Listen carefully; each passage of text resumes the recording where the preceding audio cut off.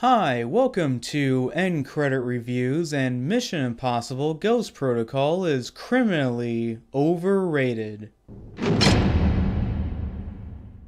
Mission Impossible Ghost Protocol is the fourth in the Mission Impossible movies from 2011. It was directed by Brad Bird, and this movie proves that it works a lot better in animation than live action. It stars Tom Cruise, Paula Patton, Simon Pegg, Jeremy Renner, and Léa Seydoux. Not only did this movie make a lot of money at the box office, but it got an absurd amount of positive reviews from critics. A big reason why critics blindly loved it was when they were invited to a screening of the movie. It was in Dubai, where a big part of the movie took place at, and they were flown out there to see it. It was basically bribery. I watched it when it came to home video and I was immune to all the hype and bias. When it was over, I was like, meh. So before I begin, I want to make a few statements. First is that this is an analyzation, not a review, so there will be spoilers throughout. Second is that just because I think this movie is overrated doesn't mean I won't point out some things that I might have liked about it. And finally, this is a copyright disclaimer.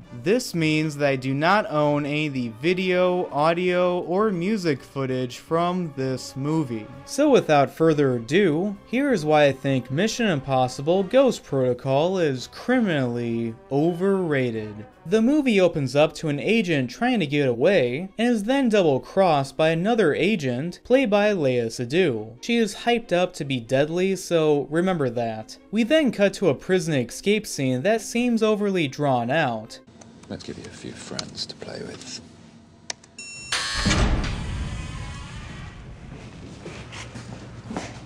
The Goonies also had a prison escape scene. It did it a lot quicker and it was more entertaining. It is then revealed to be Ethan Hunt, played by Tom Cruise, being helped out by his tech friend Benji, played by Simon Pegg. He then joins up with another IMF agent named Jane, played by Paula Patton, to try to gather information relating to the failed getaway from earlier. They decide to break into the Kremlin and Ethan puts on his porn star mustache. They set up a device that hides them, and why do I have a feeling that this might lead up to a pointless scene with Ray? Ethan gets out, but the Kremlin explodes and the CGI is very impressive.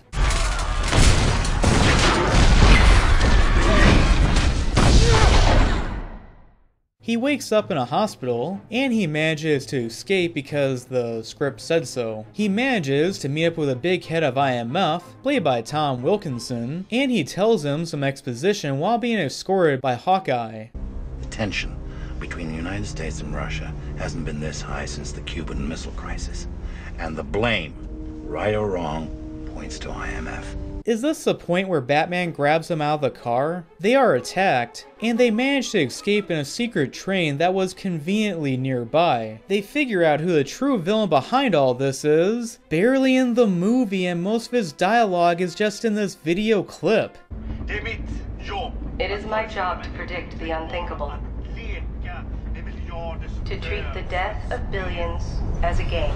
Wow, that must be a record for lazy and quick development. The president has invoked Ghost Protocol. We're shut down. No satellite safe house. So how is this high-tech train still operating? I doubt that it's their own that they paid for. They figure out that they must go to Dubai, and Ethan has to climb a building to help with the sting operation. This scene is very impressive with Tom Cruise actually doing this himself, and I gotta give any actor credit for being this dedicated to this work. If only the script had this much care. They set up tech to see this deal go down, and they meet up with the bad guys. So you would think that some of the bad guys would have been given some info on what some of the IMF agents would look like. Tuez-le!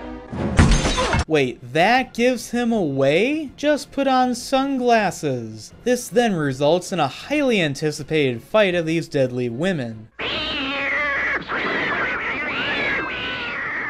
It's just a generic cat fight. She falls out of the movie, and she'll end up in a better spy movie than this one. Ethan then runs after the bad guys while a sandstorm comes in, but that sand looks somehow not as good as the one from The Mummy from over a decade prior to this. They figure out where the bad guys will be next, and they go to a party. Rewatching this, the third act seems overly rushed, like a college kid trying to write up a big essay in just a few days. Well, personally, I'm guilty of this, and somehow got an A. Ethan then fights the villain who barely had any screen time, dialogue, or character development. While this scene is creative, it does dip its toe too much into Fast and Furious idiocracy. Ethan stops the missile and saves San Francisco, but that won't stop Cartman and Cthulhu. To be fair, it's decent, but nowhere near as amazing as many people have hyped it up to be. Although I've never been much of a fan of this franchise, I will still take this over a franchise that proves that eugenics needs to come back. So that is why I think Mission Impossible Ghost Protocol is criminally overrated.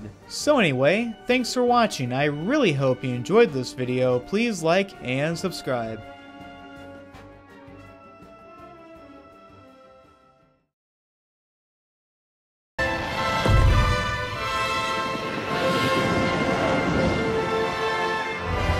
You are who you choose to be.